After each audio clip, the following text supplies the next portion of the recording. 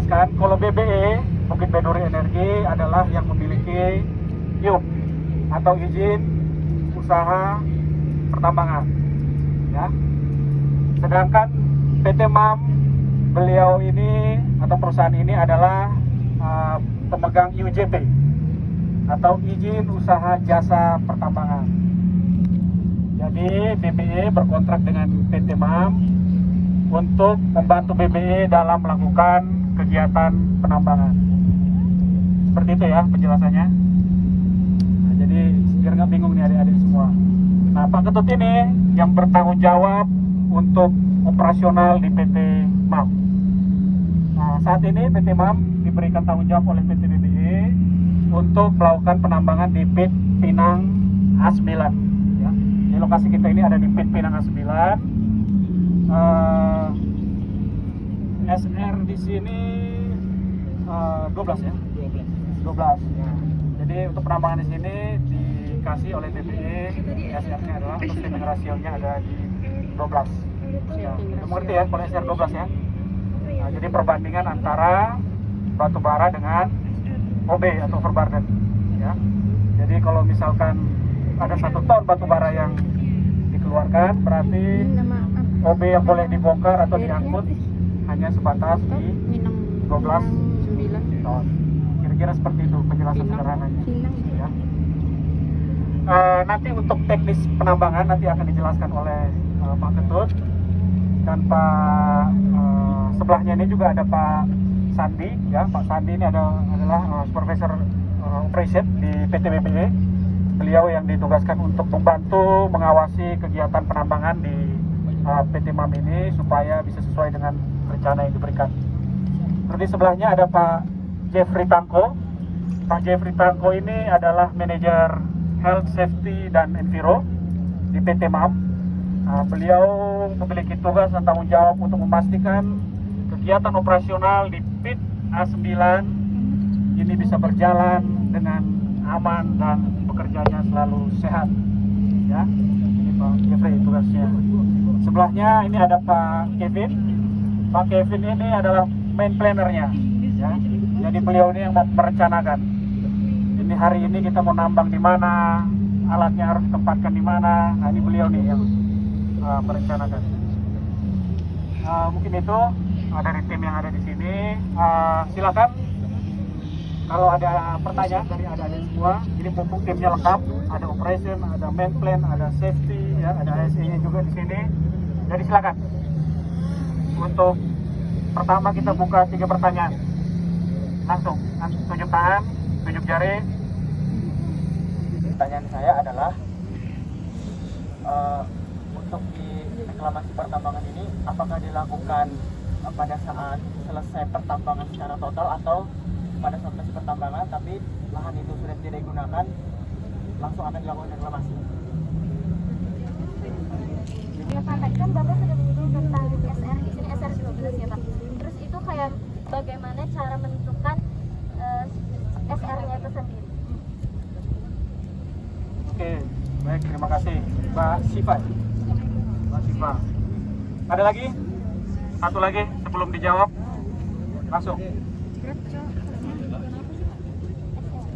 Saya Miri Lestari dari 931. Saya ingin izin bertanya, selain dari lahan yang sudah ditambang ini, apakah PT BBE itu akan ada lahan selanjutnya yang akan ditambang dan akan Oke, baik, Mbak Dewi. Alia. Hah? Panggilannya? Alia. Alia. Oke, Mbak Alia. Oke, baik. Mungkin saya jawab dulu yang pertanyaan pertama, nanti yang kedua dan ketiga dijawab sama Pak Ketut atau Mbak Devin ya. Ini jadi kapasitas untuk menjawab itu. Baik, kalau untuk reklamasi, mungkin saya jelaskan dari awal dulu. Untuk izin penambangan atau IUP PT BBE, kita mendapatkan izin dari pemerintah saat ini sampai di tahun 2035. Ya.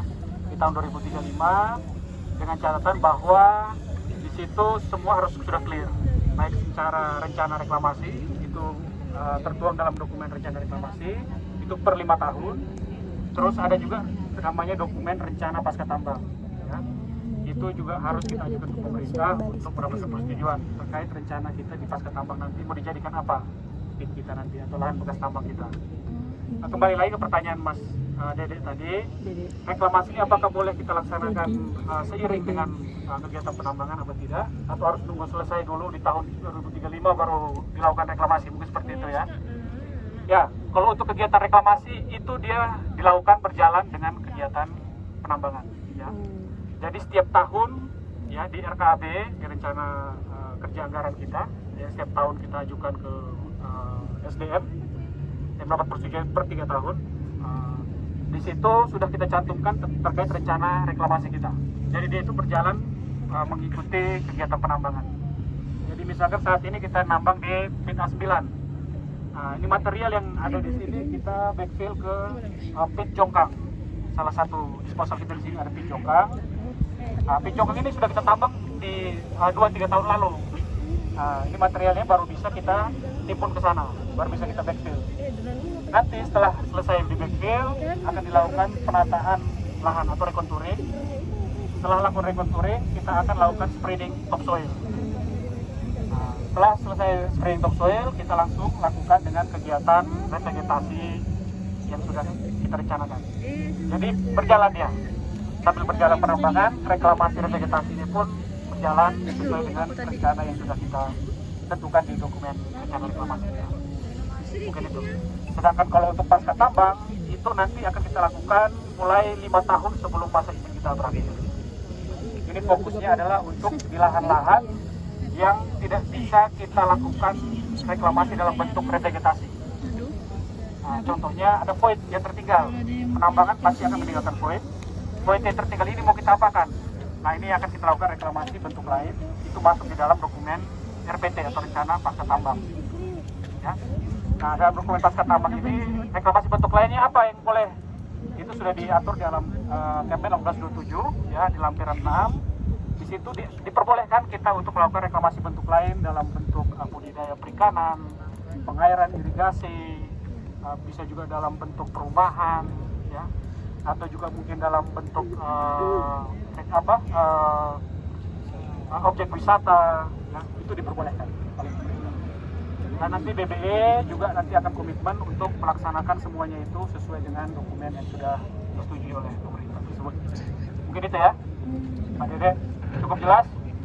Nah, kalau kurang jelas nanti tambah 1 SKS. Kita bahas khusus untuk reklamasi dan pasca tambang. Ya. Oke, lanjut untuk pertanyaan kedua tadi terkait SR ya. Kenapa SR-nya 12 gitu kan? Kenapa tidak 13? Kenapa tidak 6 gitu ya? Nah, ini Pak Ketut nanti yang jelaskan nih. Pak Ketut atau Mas Kevin? Mas Kevin, silakan.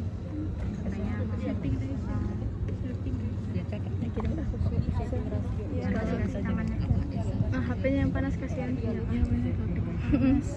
Meledak nih nanti. Oke, untuk pertanyaannya terkait SR12, kenapa harus SR12?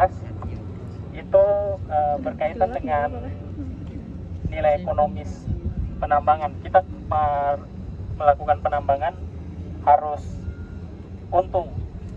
Sementara untuk harga sekarang, kenapa cocoknya di SR12? Karena untuk harga batu bara sementara lagi turun karena dampak dari perang dagang Amerika sama Cina. Jadi untuk sementara kita masih bisa berjalan untuk kitnya dengan keuntungan itu di SR12, kurang lebih seperti itu.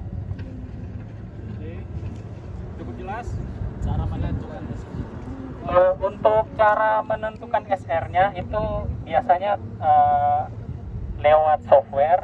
Kalau di BBE sini menggunakan Mindscape, yang mana untuk sebelum dilakukan desain untuk kitnya itu ada yang namanya titik bor untuk mengidentifikasi batu bara yang ada di area pit kita saat ini. Nah, setelah mendapatkan data bor untuk penentuan estimasi batu bara, baru bisa kita bersimulasi kira-kira sampai sebatas mana pit ini akan dibuka, dengan reserve berapa. Reserve itu jumlah batu bara yang didapat berapa, dan overburden atau lapisan tanah penutupnya berapa banyak yang harus dibuka untuk mendapatkan SR12. Kurang lebih seperti itu. SR12.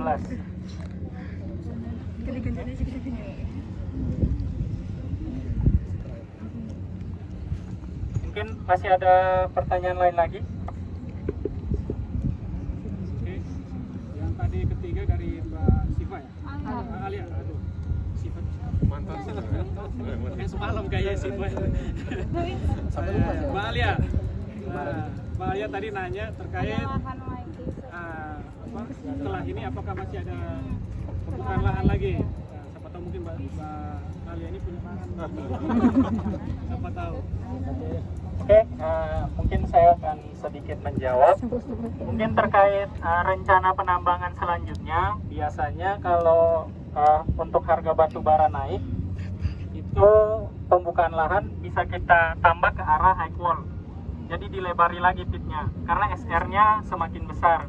Kemudian untuk potensi penambahan area pit untuk penambangannya mengarah ke selatan sesuai dengan arah strike batu bara. Kalau deep itu dia mengarah ke bawah. Kalau strike dia tegak lurus dengan tambang. Iya, deepnya katanya bahasa sini. Ini kan iya. Ada yang masih nggak paham strike sama deep, perbedaannya? Joloi kalau nggak paham langsung pindah jurusan aja nih. Jadi kalau tambang ini strike-nya ke arah mana nih? Strike tegak. Sulit ke miring. Mana? Ke sana. Ini utara, ini selatan, ini timur, ini barat. Tipnya kemana? Kalau nggak nyampe 3 nggak usah dijawab. Yang lain lagi, ayo.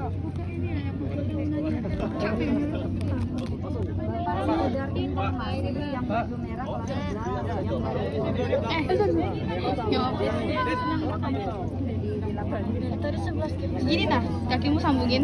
Oh, mau ambil gunung. Yang kelas 10 siap-siap. Siap-siap pulang.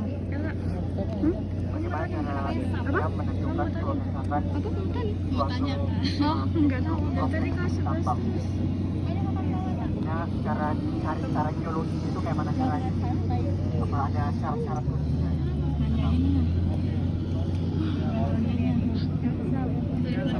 Tanya lah.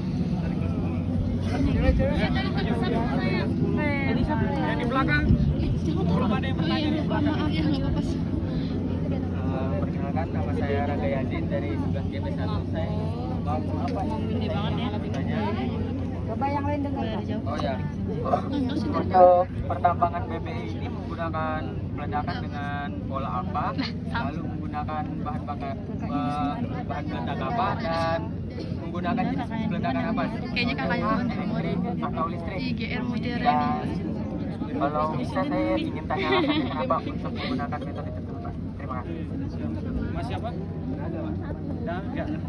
Oh Raga. Jiwa dan Raga.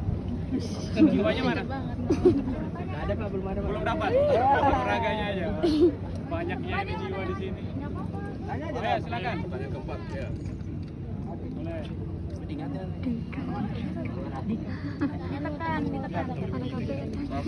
Perkenalkan, nama saya Tika dari 10 GB1. Apakah PT Bukit Baiduri Energi memiliki rencana strategis untuk mengembangkan lahan pasca tambang menjadi kawasan edukasi geologi atau destinasi wisata berbasis konservasi? Oke. Pemanfaatan area lahan. Enggak, ini semuanya pulang. Orang tambah. Tika. Oke. Ada lagi. Ada lagi? Kita ada. Ini tanya. Kayaknya semakin siang Kamu semakin maju. panas aja. Jadi mami. Ada senjata plastik juga. Di dalam sini banget. Ya lah, pegang. Pertanyaannya saya, apa kegunaan air-air namanya lahan pertambangan itu, Pak? Nah, saya disuruh. Gunanya. Iya. Dari Mas siapa tadi? Oke, cukup. Mau jawab dulu? Ini ada cewek satu. Oh, boleh. Nanti sambil ingatin ya pertanyaannya. Nama saya Aurora dari kelas 11 Iya, bukannya yang kotor. Oke. Tadi sudah dijelaskan supaya di kelas, tapi nggak apa-apa. Ya, dengar dicatat itu. Oke, cukup. Jawab dulu ya, biar nggak lupa nih bapak-bapaknya. Mulai dari yang plastik tadi. Siapa nih yang mau jawab plastik? Cara menentukan titik. Mas Kevin. Ya, dijawab aja sesuai ilmu main plan. Enggak usah. Habisin aja baterainya, ada PB. Saya bantu Habisin ya, baterainya. Sudah. bantu jawab untuk blasting dari sepengetahuan saya sebagai main plan aja. Untuk bahan peledaknya sendiri kita di sini menggunakan anvo.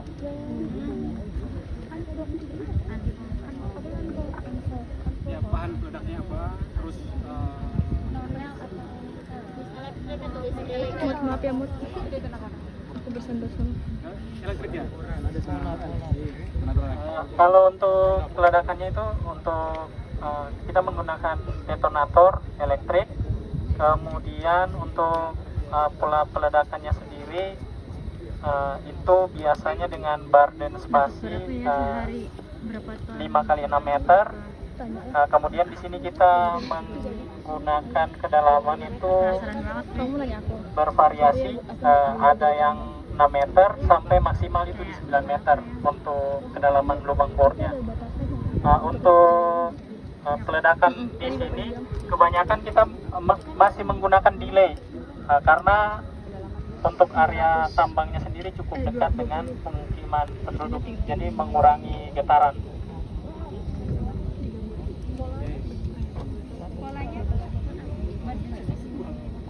Tadi 5 kali. Iya, 5 kali 6 meter.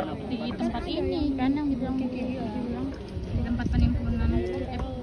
Bahan peledaknya tadi kita ada pakai anvo. Mau tahu kerja dulu di sini. Tahu anvo? Apa? Ya, kita pakai anvo, terus ininya pemicunya ada. Menanya Bu Asfi deh. Banyak apa? Detonator ya? Iya, detonator. Jumlah batu bara yang diangkut di sini. Jumlah kayak batu bara yang diangkut di sini, terus sama batasannya. Tadi Batasannya berikutnya sudah pertanyaan tadi, dari Iya kah? Kapan? siapa lagi Pak? Coba nanti kamu cek. Nah, Dedi tadi terkait bagaimana caranya menentukan daerah yang tadi ditambang. Bagaimana caranya? Untuk menentukan itu biasanya ada yang namanya tahapan pertama itu eksplorasi dulu. Jadi untuk eksplorasi pertama dilakukan pengeboran, dicari untuk area batu bara yang memiliki potensi. Jadi dari sisi tebalnya, kualitinya itu dicari dulu. Baru kemudian datanya bisa kita olah, dimunculkanlah desain fit untuk dilakukan penambangan. Kurang lebih seperti itu.